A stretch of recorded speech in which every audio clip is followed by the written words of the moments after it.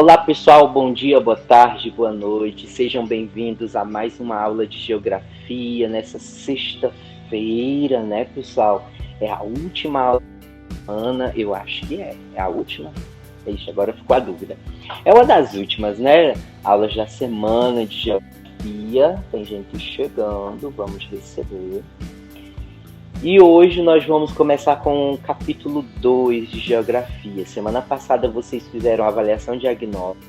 Essa semana e na próxima semana ainda vai ter gente fazendo essa avaliação. Lembrando que essa avaliação não é obrigatória, né? Não vale nota. É só para a gente observar se vocês estão precisando serem trabalhados em alguns assuntos. Se vocês não aprenderam de fato alguns assuntos, e a gente vai precisar revisar esses assuntos novamente, tá bom? Mas isso lá para frente, porque ainda tem gente fazendo, né, pessoal? Por enquanto, então, a gente vai aqui para o nosso livro didático, tá bom? No livro didático de vocês, nós começamos no capítulo 2, que é na página 36. Deixa eu abrir aqui. Pronto. No capítulo 2, Indústria e Espaço Geográfico. E na página 36 tem a indústria e a produção do espaço geográfico. Eu vou explicar só essa parte inicial. Tipo, o que é a indústria, o contexto da indústria e como ela impacta no espaço geográfico e nas relações entre nós também, como pessoas que estamos envolvidos nesse espaço geográfico e nessa atividade industrial. Gente, eu vou tentar ser breve, eu vou tentar ser direto para a gente não demorar tanto. Eu gostaria que as minhas aulas fossem curtas, no máximo 15 minutos, mas é muito difícil, eu não consigo. Eu estou tentando adequar e fazer, não sei se eu vou conseguir, principalmente com esse conteúdo aqui que é um pouquinho extenso. Deixa eu colocar aqui para apresentar a minha tela para vocês acompanharem. O objetivo da aula de hoje é entender a origem da indústria e suas consequências no espaço geográfico. Quando a gente diz consequências, tanto boas quanto ruins. Consequências não quer dizer só coisas negativas. O conteúdo, como eu já disse, é o capítulo 2, Indústria e Espaço Geográfico. No final, nós temos aquelas nossas duas questões tradicionais. Para quem tem acesso ao Google Sala de Aula, eu já postei essa atividade e o link de uma aula gravada desse mesmo assunto, que é da turma da manhã, no caso. Então você pode assistir o mesmo conteúdo e tal, e resolver as questões, está lá no Google Sala de Aula. Quem não tem acesso ao Google Sala de Aula e quiser se informar como é que faz, eu posso mandar o link para você. Você pode entrar em contato comigo no privado, pode ser que eu demore um pouco, porque a gente está nessa correria de aulas, gravação e etc. Mais uma hora eu vou responder e eu mando o link da sua turma, você vai clicar no link e já entra lá. Claro, você vai ter que baixar o aplicativo Google Sala de Aula no seu celular. Vai lá na loja de aplicativos, pesquise, baixe, tá bom? Aí depois você me pede o link que dá certo. Para quem já está lá, já deve ter visto a postagem lá do professor de geografia, né? Já tem aula lá. Bem, como a geografia faz parte do pacote de disciplinas que é chamado de ciências humanas e suas tecnologias, então uma hora ou outra a gente está interligando alguns conteúdos, como com a história, né? Então geografia, história, filosofia e sociologia fazem parte desse pacote que são as ciências humanas. Então a gente vai pegar agora um contexto um pouco de história da indústria. No ponto de vista histórico, podemos dizer que a indústria ela surgiu na Inglaterra, na segunda metade do século XVIII. Profundas transformações ocorreram nesse país, uma verdadeira revolução no modo de produzir. Daí a expressão que usamos até hoje, né? Revolução industrial. Então o espaço geográfico nunca mais foi o mesmo. As transformações que esse espaço sofreu e sofre até hoje não se compara com o que havia antes da atividade industrial. Então, nós continuamos em transformação, né? E continuamos analisando essas transformações, quais são boas e quais são ruins para a gente melhorar. O terceiro ponto diz aí, para muitos historiadores, a Revolução Industrial ela desempenhou um papel vital na evolução do capitalismo. Eu acho que tem alguém com problema. Gente, pausa então aqui, para mim ver aqui a mensagem de uma coleguinha. A Esmeralda não consegue entrar.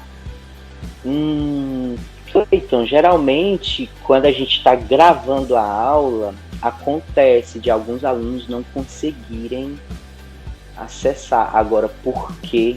Eu não sei. Inclusive, às vezes acontece de eu colocar para gravar e o Meet coloca para fora um ou outro aluno. Eu não sei te explicar agora, eu não sei resolver esse problema. Você oriente a ela a aguardar então a aula gravada. É o jeito, porque eu não sei resolver isso. Não sei porquê, né? Que alguns conseguem, outros não sei se tem a ver com o celular. Tá bom? Continuando. Inclusive, a aula, Cleito, a aula já está lá no Google Sala de Aula deles. Se ela tiver acesso lá, inclusive a aula gravada do turno da manhã, que é o mesmo conteúdo, ela pode assistir por lá, tem um link para o YouTube, tem um formulário já também lá. Aproveite para orientar ela em relação ao Google Sala de Aula, que ajuda ela a contornar esse problema. Tá bom? Não é a mesma coisa não, mas quem não tem cão caça com gato, como diz o ditado. Qual é a importância da indústria para o desenvolvimento de uma nação? Gente, é quase um consenso de que a indústria ela traz desenvolvimento para os lugares. Ela traz transformações no espaço geográfico, ela traz mudanças nas relações com as pessoas. Então, nós vamos destacar esses 3 pontinhos aqui, ó. A indústria é capaz de transformar uma matéria-prima em bens de consumo e produção. Indústria, pessoal, atividade industrial a gente pode até às vezes fazer em casa, quando você pega o leite, transforma. Não precisa não. Tá bom? No final, eu acredito que vocês estarão prontos, né? O colega está perguntando se precisava copiar essas coisas. Inclusive, se alguém quiser o slide, geralmente eu não lembro de enviar no grupo. Se alguém quiser esse slide depois, eu posso enviar no Zap, tá bom? Após a aula. Você pode, professor, me mande lá o slide e tal. Geralmente eu esqueço de mandar nos grupos, mando só a atividade, tá bom? Precisa copiar não, só vai prestar atenção. Se prestar atenção na aula, você consegue responder lá o formulário bem direitinho, não tem problema não, tá bom? A indústria é capaz de transformar matéria-prima em bens de produção, de consumo e produção. Sem a indústria, a nossa capacidade de transformação de matéria-prima seria limitada e o abastecimento de grandes massas populacionais seria bem difícil e até inviável. Gente, olha, antes da indústria, havia a atividade manual, que é chamado manufatureira, ou artesanal. Né? O artesanato, por exemplo, que a gente faz lá um crochê ou qualquer outra coisa que você faz ali artesanalmente. Depois da indústria, pessoal, a capacidade de transformação, né, dessa matéria-prima de uma árvore em uma mesa, essa capacidade, essa velocidade que a gente conseguiu é muito grande. Tem um lado bom e tem um lado ruim disso, né, pessoal? O lado bom é que, vamos dizer assim, o lado bom é que, por exemplo, quando a gente precisa de um produto, tá ali disponível. Uma mesa, uma cadeira, um guarda-roupa, não sei o que, um celular e etc. Naquela época a velocidade era outra, né? Tipo, se eu fazia mesa, eu fazia uma mesa por semana, talvez. Então vinha alguém encomendar uma mesa e eu já tinha 2 encomendas. Então essa velocidade era bem diferente. Agora com a indústria, meu irmão, ó, vejam aí pelas fotos, a velocidade é outra, né? Tipo, o produto já tem estoque, né? As empresas já criam estoque, quando eu vou comprar tá lá e etc. É totalmente diferente. Mas não só muda essa nossa relação de consumo.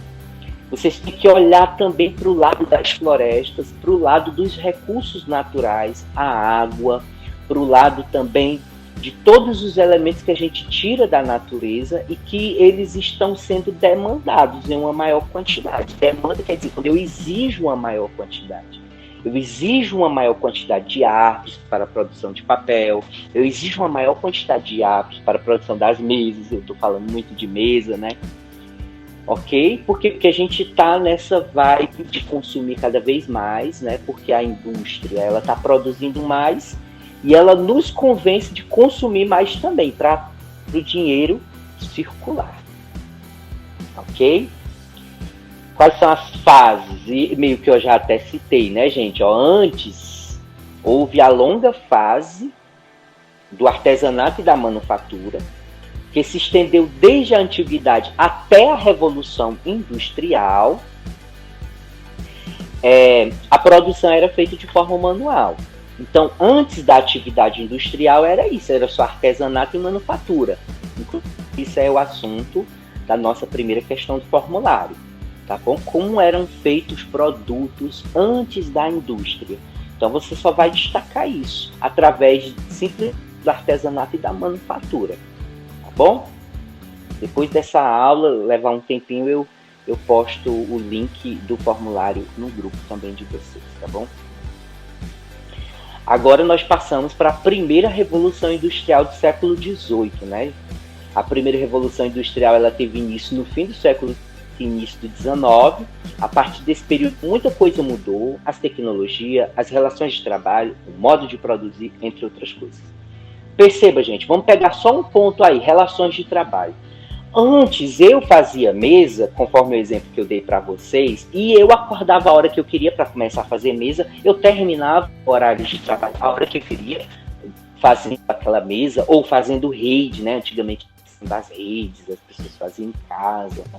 E tal, e outras coisas mais, né? Antigamente as pessoas faziam cadeiras, né? Com couro de animal, pele ali do animal, couro, né? Então, a cada um determinava o seu trabalho, o horário de começo, o horário de fim, o quanto você deveria ganhar. Quando a pessoa viesse comprar a cadeira que eu fizesse, eu daria o preço, se ela quisesse bem, se não quisesse, não tinha essa de concorrente.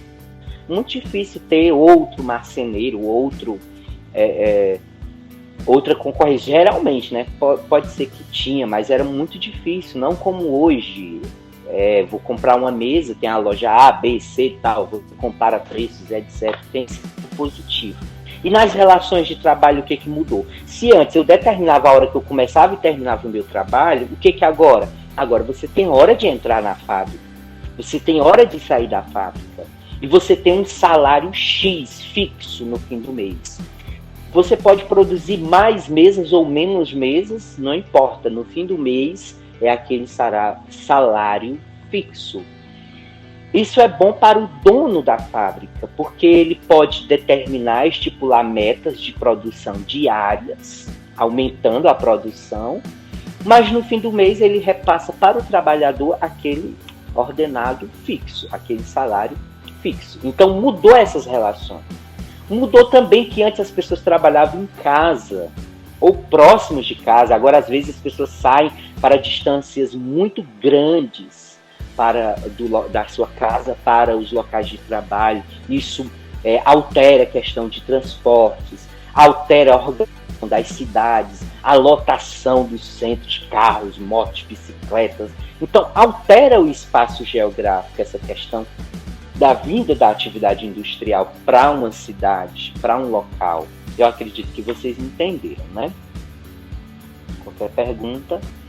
Outra alteração que o espaço geográfico sofreu com a vinda da atividade industrial, e se eu não me engano, isso aqui é a questão 2, eu tenho quase certeza, tenho muita certeza, que atividades foram, o que aconteceu no espaço geográfico que foi modificado pelo advento também da indústria, além dos que eu já citei. E aí vocês podem citar isso aqui, pessoal, que eu vou falar agora. Ó. O capitalismo não criou a cidade, porque com a indústria, pessoal, o capitalismo se reinventou. O capitalismo é acúmulo de riqueza, né? Aqueles grandes empresários acumulam cada vez mais riquezas em cima do trabalho, né? Da força de trabalho do proletariado, né, dos trabalhadores. Então o capitalismo ele não criou a cidade, porque a cidade ela já vem desde muitos tempos. Mas ele criou a metrópole na fase industrial e a megalópole na sua fase financeira. Porque o capitalismo ele tem fases, viu, pessoal? Isso aí vocês vão estudar no terceiro ano. O capitalismo comercial, quando se ganhava dinheiro somente com o comércio, entre o século XV e o XVIII.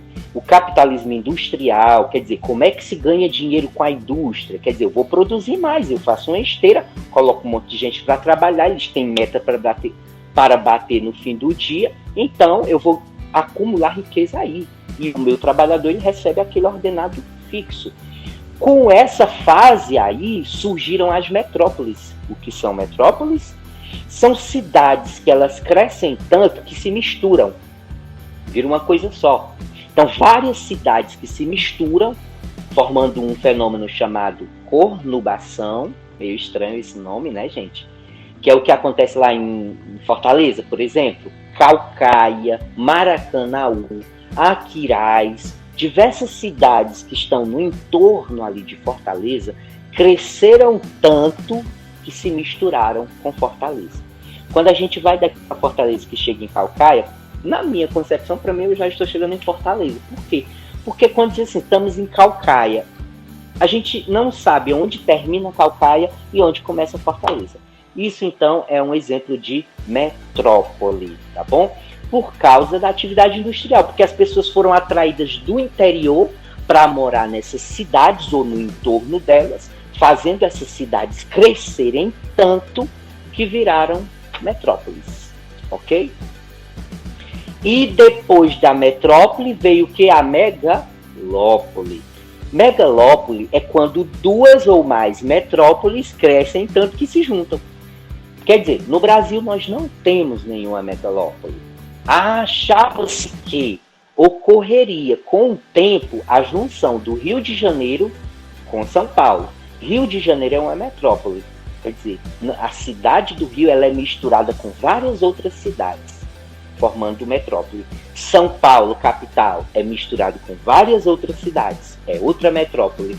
Então, elas estavam em um certo tempo crescendo, uma em direção à outra. E supunha-se, achava-se que futuramente elas iriam se juntar e se tornar uma coisa só. Mas isso ainda não aconteceu. Acha-se até que nem vai mais acontecer.